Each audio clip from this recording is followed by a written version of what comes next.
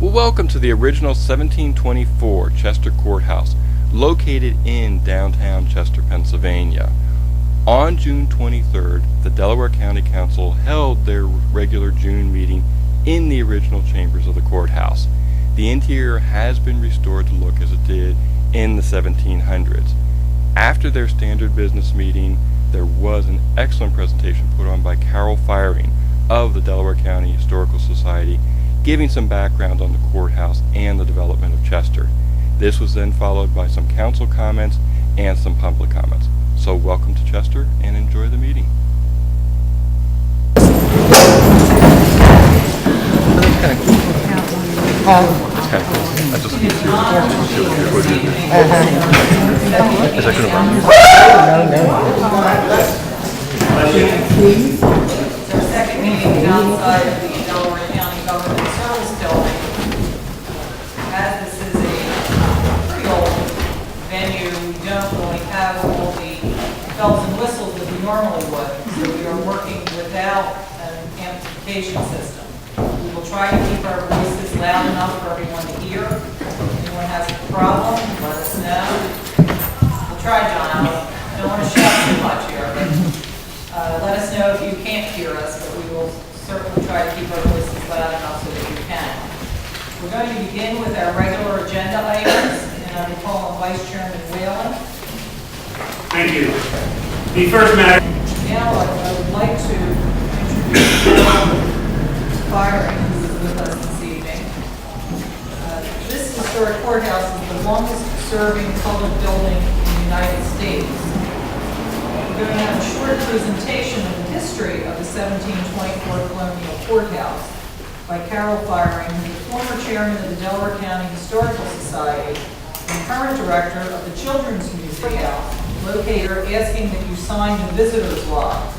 We retain our distinction as the oldest public building in continuous use in the United States because we ask people to sign the record book when you're here for an event, so we can have a record that this building is still being used for public function. Each year, the Court of Common Pleas holds Law Day here on the afternoon of May 1st. We look forward to give some information on the courthouse.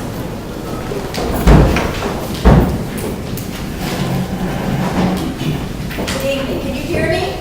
Yes. I'll try to keep my voice up. Welcome to the grand old day of May, the grand old day of what they call Market Street. And often referred to, I think Linda gave an excellent background of the 1724 date of the works. This is the oldest continuously used public building in the United States. What we do on the outside.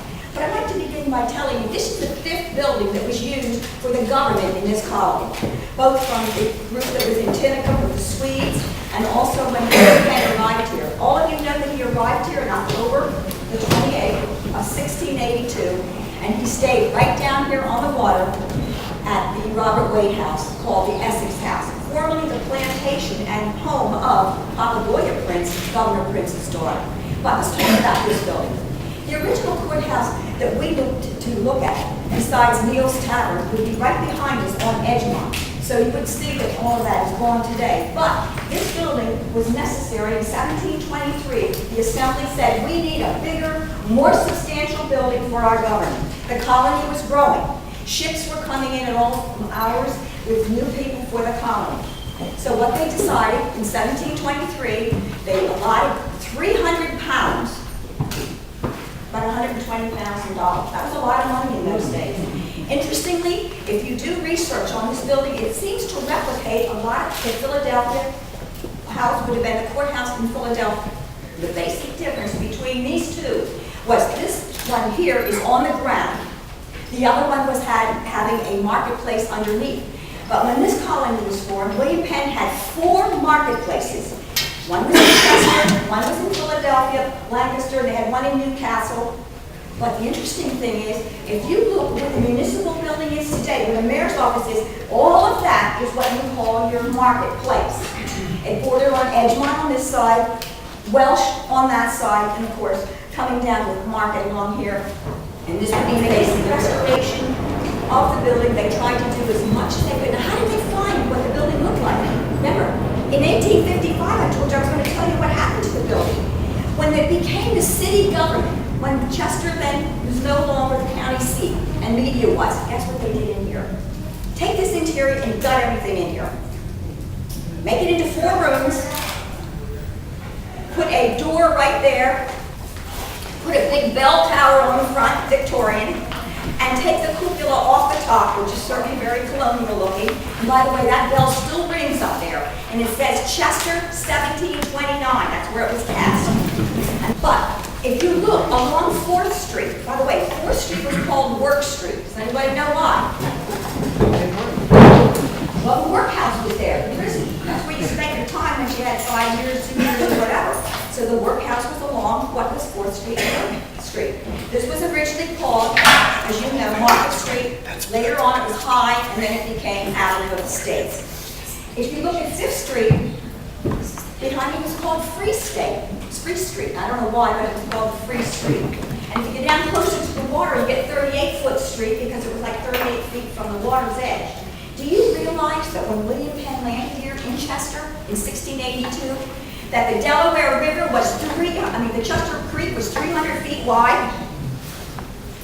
Most people don't realize that. So when he got off the small ship from the big ship, the Welcome out in the river, he comes in on shore, as you can go and see the monument.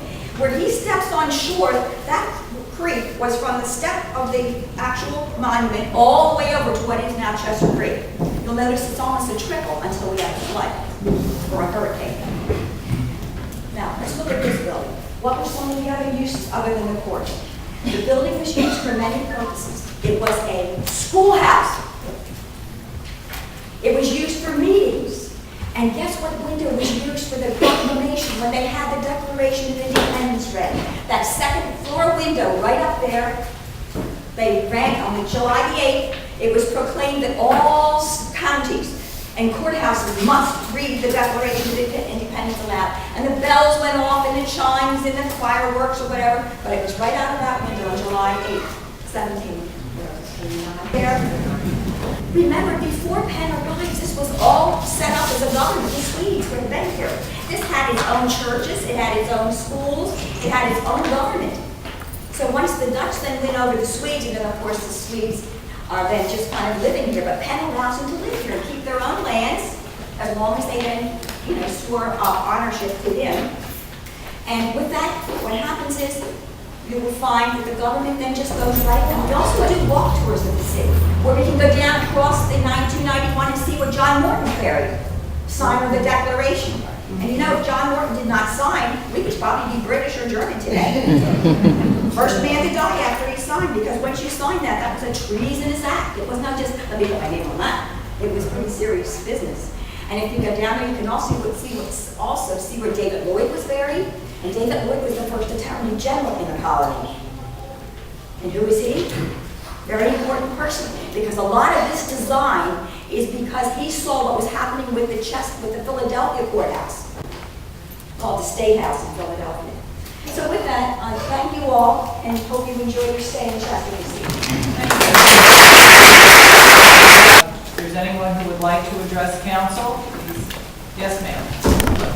Mariana Worrell from Media.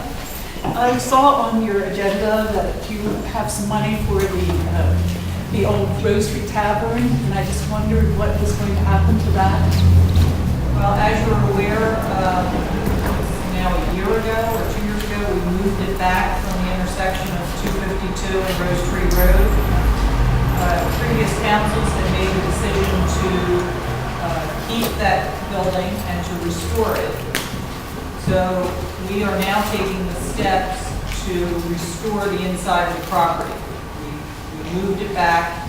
We're now in a position where we're ready to renovate the inside of the property. So we are hiring the architectural firm to do the drawings and the engineering plans in order to do that, and then we'll be going out for bids. Its intended use is for the Brandywine Visitors and Conference Center, for their offices. They will be more centrally located in the county, and right now that's the intended use for the property.